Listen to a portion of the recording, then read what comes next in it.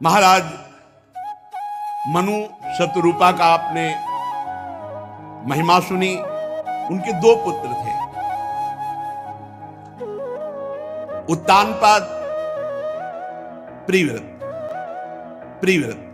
उत्तानपाद छोटे, प्रिव्रत बड़े थे। उत्तानपाद महाराज के दो पत्नियां थी, सुनीति और सुरुचि। छोटी वाली पत्नी बहुत सुंदर, तो राजा की बहुत प्रिय थी।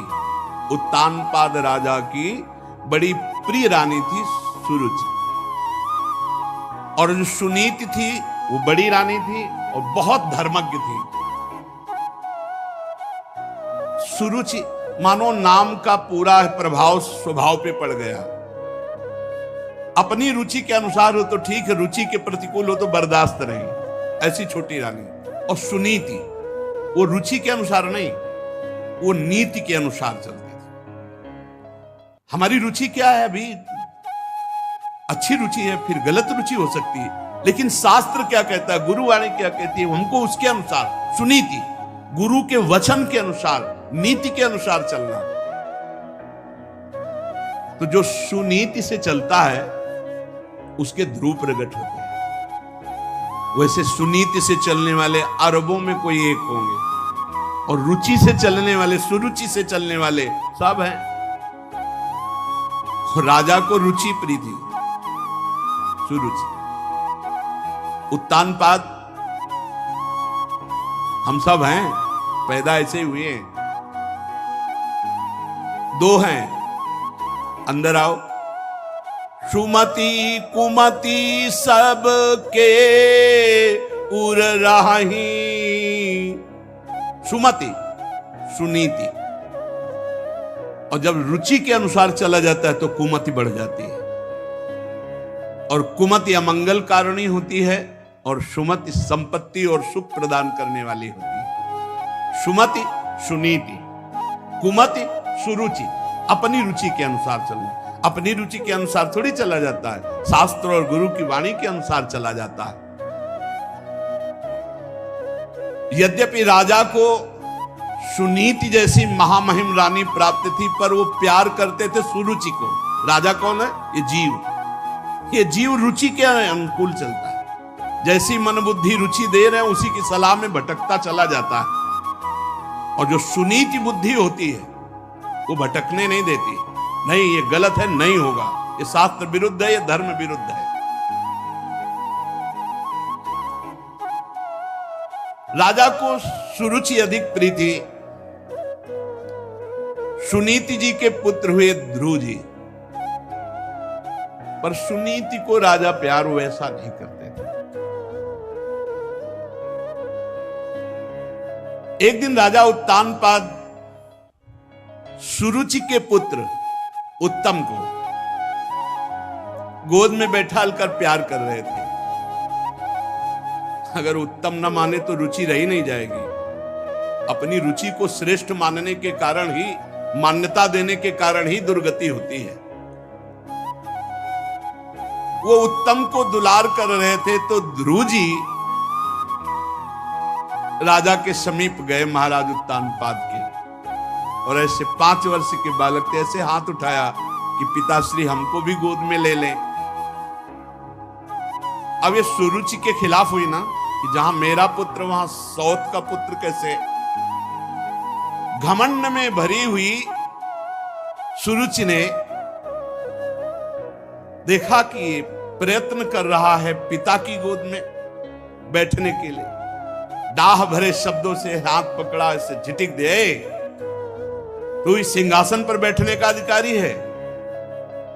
हाँ, माना तू महाराज का बेटा है तो क्या हुआ, लेकिन मेरी कोख से तो नहीं पैदा हुआ ना, सौत की कोख से पैदा हुआ है। तो अभी नादान है, तुझे पता नहीं कि सिंहासन पर बैठने के लिए मेरी कोख से पैदा हुए पुत्र का ही अधिकार होगा।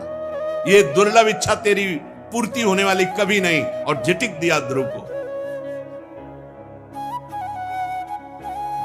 एक बात सुरुचि के मुख से बहुत अच्छी निकल गई। तपसा आराध्य पुरुषम तस्यैवानुग्रहेण में गर्भे तुम साधयात्मानम यदि इच्छसि नृपासनम। भगवान जब कृपा करते हैं तो प्रतिकूलता मिलती है, और प्रतिकूलता भगवान की तरफ बढ़वाती। विपत्ति, दुख, अपमान, प्रतिकूलता, ये भाग्यवान को जब मिलती है तो भगवान की तरफ बढ़ते हैं, और अभागी को जब मिलती है तो इसी में डूब जाता है। ऐसे अपमानित करना छोटे बालक है, तू पिता की गोद में बैठने का अधिकारी नहीं, क्योंकि तू दूसरी माता के गर्भ से, माना तू राजा का पुत्र है, लेकिन मेरी कोख से जन्मे तब तू अधिकार प्राप्त करेगा। तपसाराध्यम पुरुषम तस्यैव अनुग्रहेण में। जा परम पुरुष भगवान की आराधना कर और उनकी कृपा मना, और फिर मेरे गर्भ से जन्म ले, तब इस सिंहासन पर गोद पे बैठने का अधिकारी होगा। ध्रुव जी को बहुत बुरा लगा मां का व्यवहार। अंदर अब बालक हैं, कुछ कह नहीं सकते, रो दिया, और बहुत ही हृदय में कष्ट हुआ कि ऐसा कैसे, मेरे भी पिता हैं, मेरी भी मां तो इनकी रानी है। ऐसा कटुवचन महाराज भी सुन रहे हैं, कुछ बोल नहीं रहे, और सुरुचि तो कड़वा बोलकर झिटक ही दिया। महाराज की मुख की तरफ देखा ध्रुव जी ने, एक शब्द नहीं। तो रोते हुए अपनी माता के पास गए। ये देखो सुनीति शिशक शिशक कर रोकर मां से लिपट गए। मां ने गोद में उठा लिया। क्या हुआ बेटा? तो जदासी थी वो बोली कि ऐसी ऐसी घटना घटी, सुरुचि जी ने ऐसा ऐसा बर्ताव किया। महाराज कुछ बोले नहीं। बहुत धीरज टूट गया सुनीति जी का।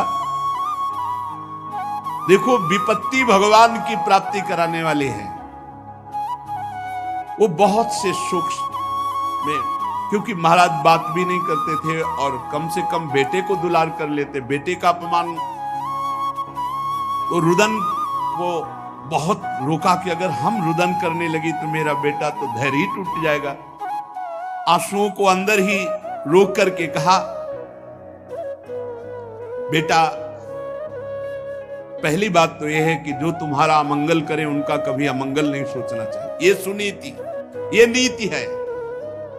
जो तुम्हारा अमंगल करे उनके लिए भी अमंगल नहीं सोचना। धन्य है मां जो ऐसा उपदेश कर रही है। बेटा जो दूसरों को दुख देता है उसको अंततो गत्वा दुख भोगना पड़ता है।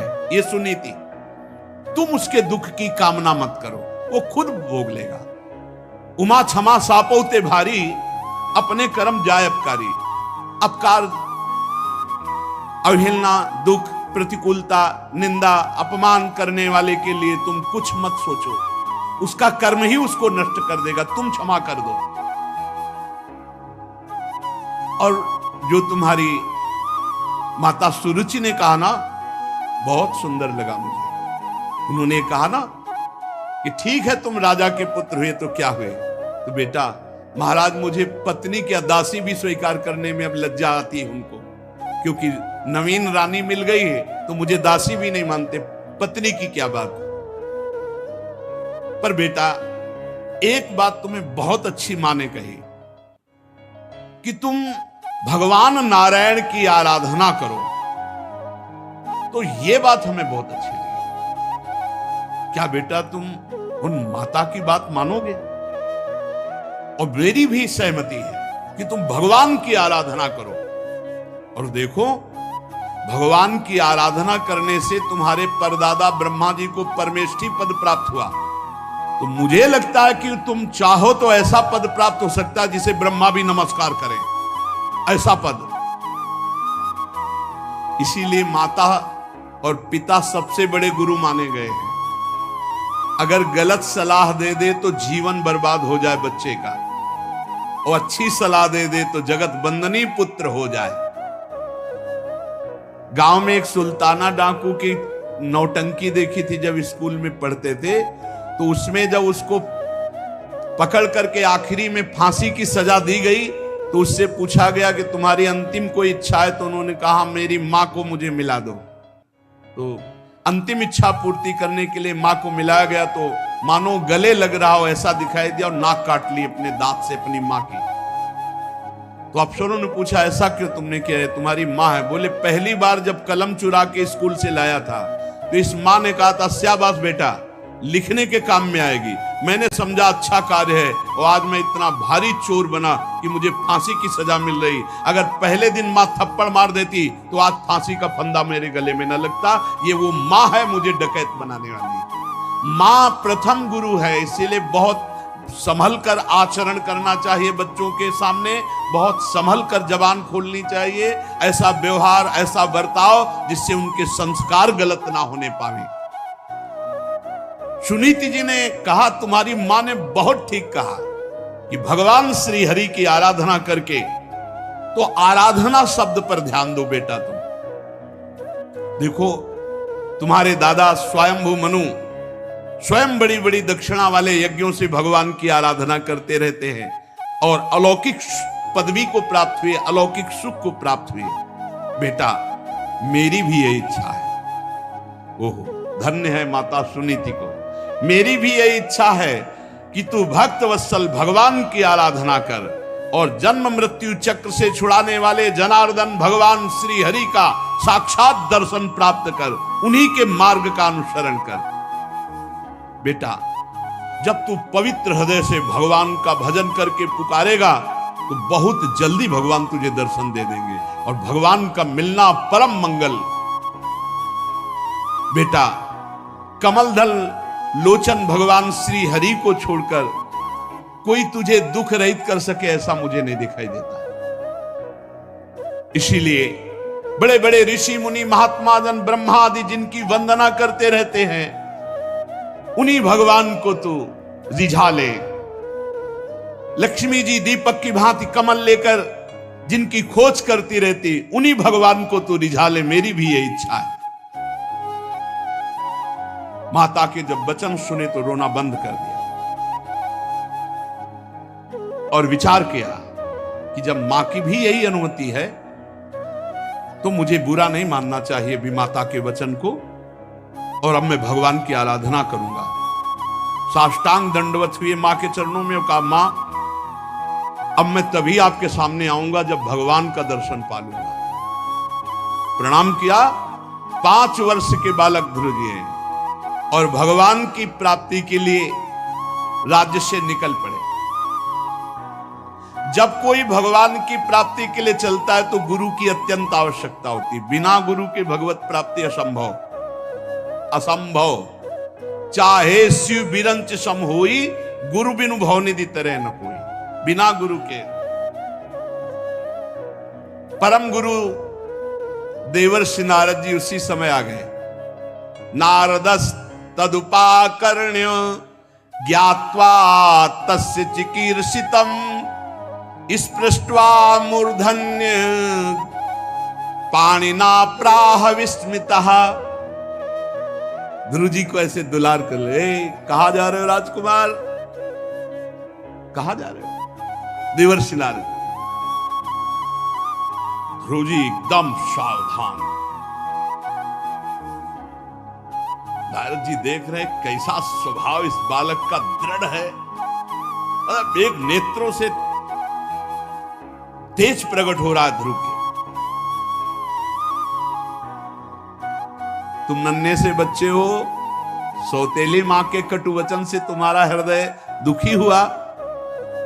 बेटा तू तो अभी बच्चा है, तपस्या क्या जाने, भजन क्या जाने, खेल कूद में मस्त रहे, ये बात तेरे बस की नहीं।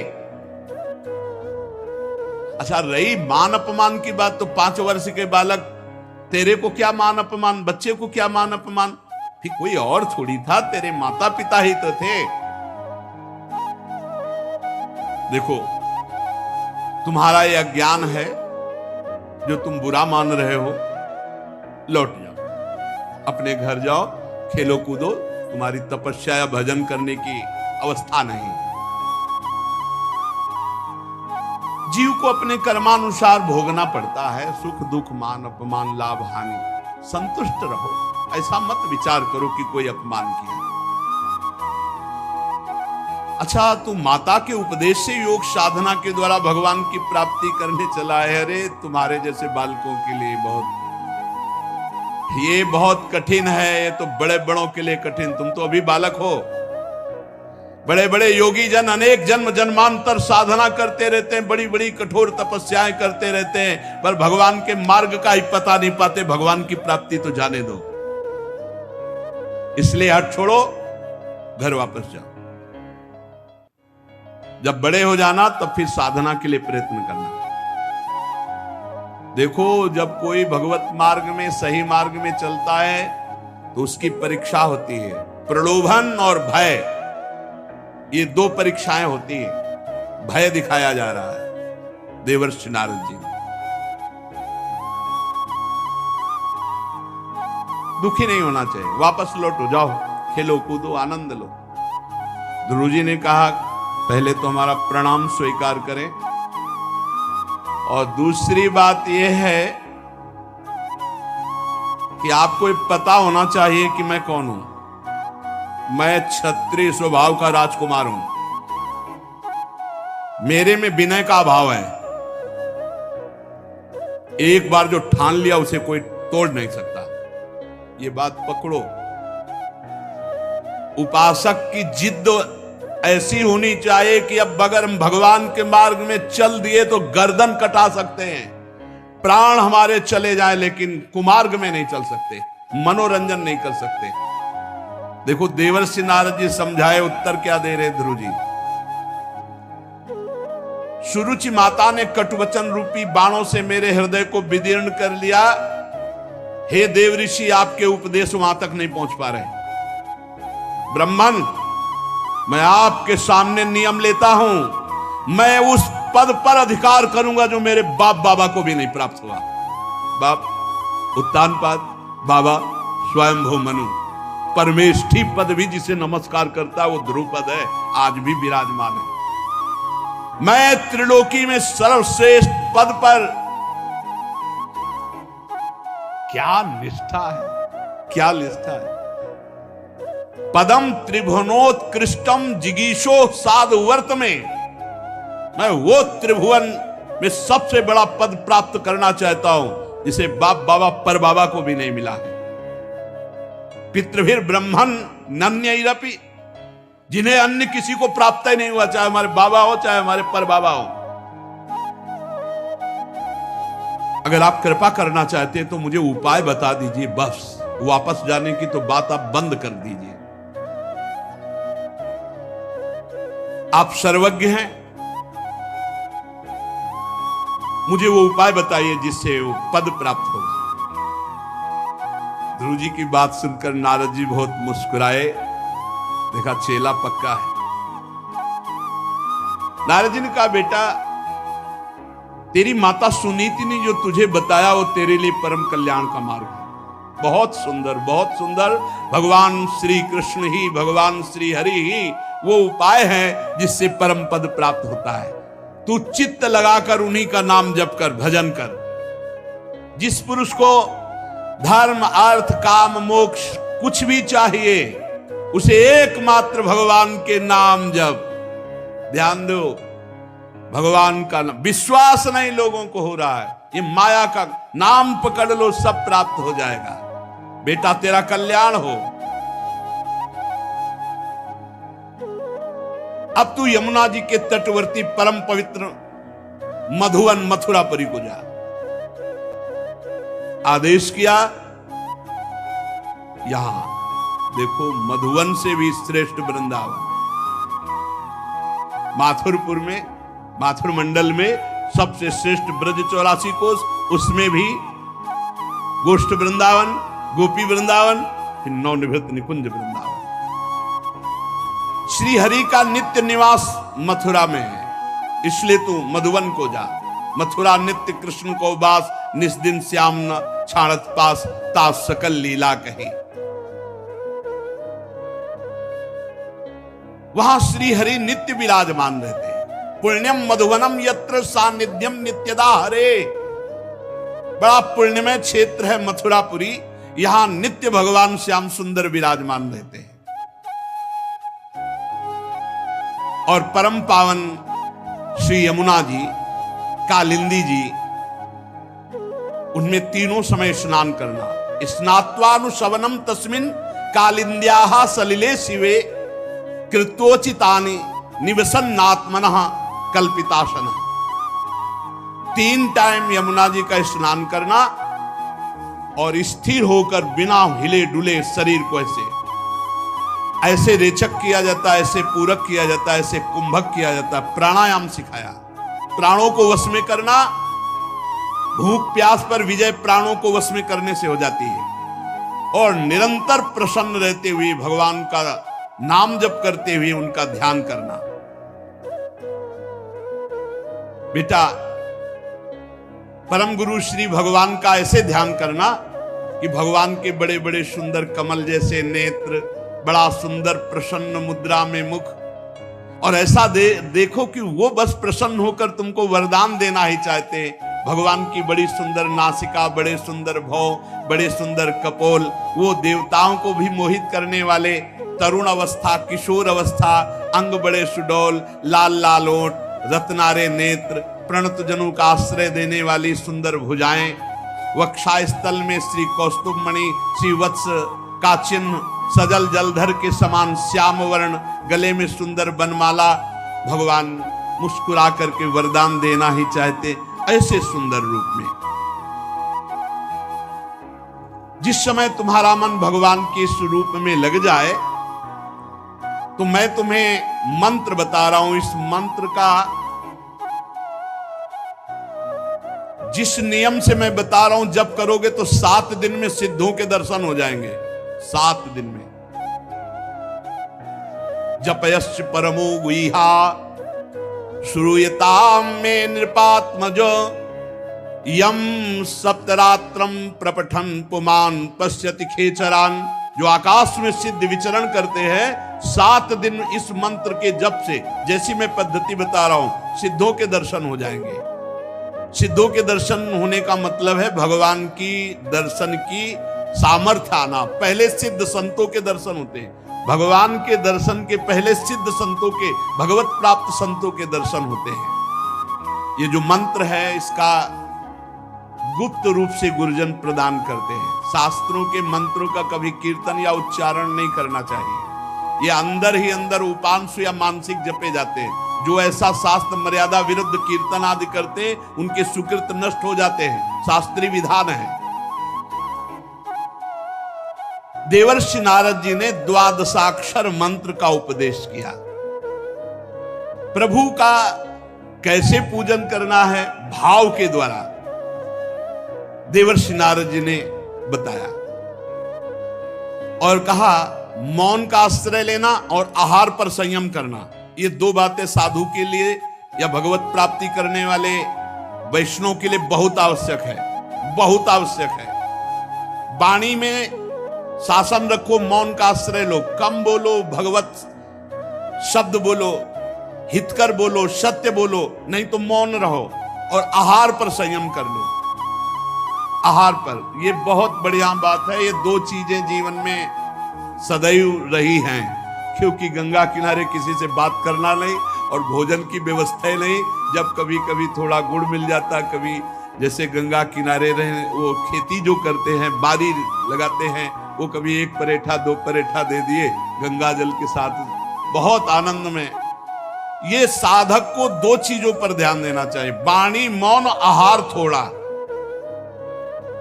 देखो अभ्यास है, जैसा कर लो कर लो।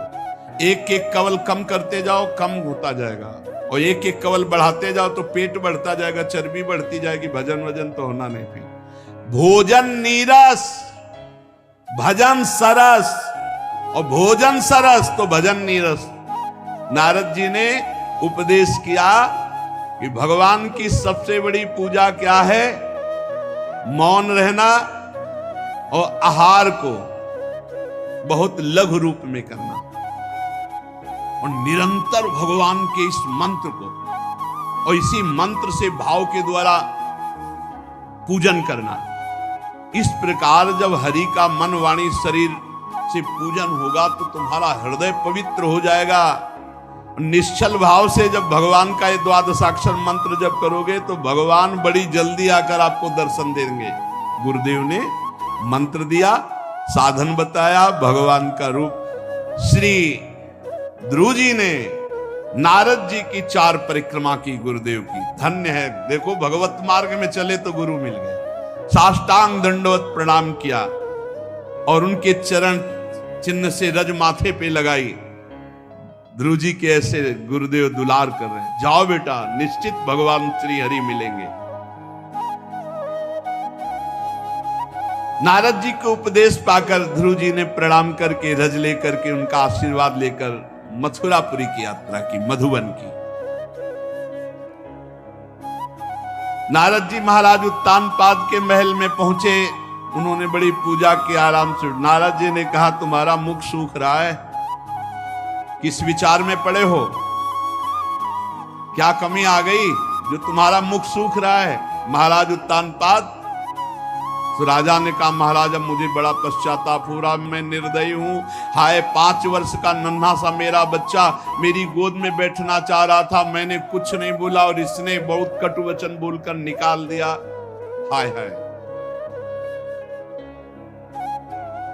कहीं ऐसा ना हो कि जंगल में कोई भेड़िया खा जाए, कोई राक्षस ऐसा। बालक मेरी गोद में प्रेमवश चढ़ना चाहता था, मैंने बिल्कुल आदर नहीं किया। महाराज मैं बहुत दुखी हूं। नारद जी ने कहा, तुम उसके लिए चिंता मत करो, कोई साधारण बालक नहीं है। उसके रक्षक स्वयं भगवान श्री हरि हैं। कोई भेड़िया और राक्षस उसे देख भी नहीं सकता। तुम उस बालक के प्रभाव को नहीं जानते हो। उस बालक का प्रभाव त्रिभुवन में फैलने वाला है। वो बालक बड़ा समर्थ है, जिसे बड़े बड़े लोकपाल नहीं कर सकते। उस काम को बालक पूरा करके शीघ्र तुम्हारे पास आएगा और तुम्हारा यश बढ़ेगा, क्योंकि तुम उसके पिता हो। देवर्षि नारद की बात सुनकर कुछ तो संतोष हुआ उत्तानपाद को, पर ध्रुव की चिंता में वो ध्रुव जी मधुवन मथुरापुरी आए और जैसा गुरु जी ने कहा था, त्रिकाल स्नान यमुना जी का, और उसी रात से उपवास शुरू कर दिया। एकाग्रचित होकर बस वही द्वादशाक्षर मंत्र जो गुरुदेव ने दिया। 3 रात्रि के अंतर में शरीर निर्वाह के लिए एक कैथा का एक पेड़ होता है, इतना बड़ा फल होता है, ऊपर बड़ा कठोर होता है और खटमिठा सा अंदर इतना गूदा होता है। बस एक फल का गूदा 3 दिन 3 रात व्यतीत होने पर, फिर इसके बाद 3 दिन 3 रात व्यतीत होने पर एक बेर इतना बड़ा फल, वो ऊपर से उसमें कुछ होता है, अंदर केवल गुठली होती है, गुठली हटी हो थोड़ा सा, इतना होता है। इसके बाद 1 महीना व्यतीत किया ऐसे, 3 दिन में एक कैथा, 3 दिन में एक बेर, ऐसे। दूसरे महीने में बेर और कैथा भी छोड़ दिया। 6 दिन में सूखे पत्ते जो पेड़ के नीचे गिरते उनको चबा लेते और रात दिन द्वादशाक्षर मंत्र का जप। तीसरे महीने पर 9 दिन पर केवल 1 अंजुली जल पी लेते, पत्ते भी खाना छोड़ दिया। चौथे महीने में जल पीना भी छोड़ दिया, केवल श्वास, बस वायु चल रही है। और वायु भी 12 दिन तक रोकने लगे। 12 दिन वायु ही नहीं लिया।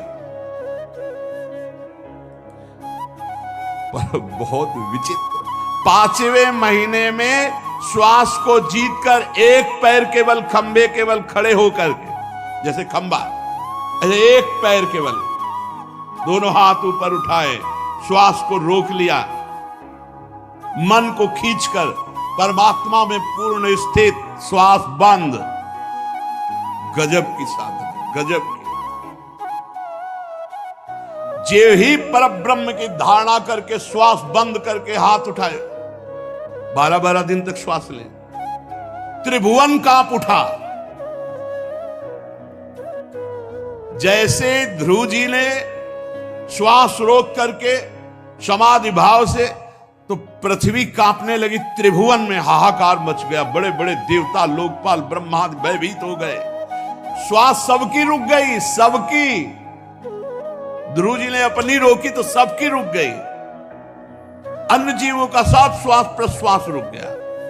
लोकपाल घबरा कर ब्रह्मा जी सहित सब हरि की शरण में, भगवान सृष्टि का नाश हो जाएगा, सबकी प्राणवायु रुक गई, अभी अभी एक क्षण में सब मर जाएंगे, आप दुख से छुड़ाए। भगवान ने कहा डरो मत, ये कोई अनिष्टकारी बात नहीं। उत्तान पाद के पुत्र धोने मुझ विश्वात्मा में चित्त को लगाकर अपनी श्वास रोक ली तो सब विश्व की श्वास रुक गई, क्योंकि भगवान विश्वात्मा है। मैं अभी निवृत्त करता हूं इस तप से। सब देवता लोग अपने अपने लोग को, भगवान तत्काल गरुड़ पर चढ़े और मथुरापुरी आ गए। गरुड़ की जो गति है वो मन से भी बढ़कर है। जैसे मन, आप बंबई गए तो एक सेकंड के भी कम हिस्से में बंबई पहुंच जाएगा, इससे भी ज्यादा तीव्र गति गरुड़ भगवान की है। वहां पहुंच गए, देखा बिजली की तरह कांति है ध्रुव की, चमकते हुए, अब परम पवित्र देदीप्यमान। इधर ध्रुव जी जो ध्यान कर रहे थे भगवान का, वो अंतर ध्यान हो गया, घबरा गए। जे भी नेत्र खोला तो जो अंदर ध्यान कर रहे थे बाहर भगवान। ओ सामने खड़ा प्रभु को देखकर प्रेम अधीर हो गए। छठवें महीने में भगवत साक्षात्कार।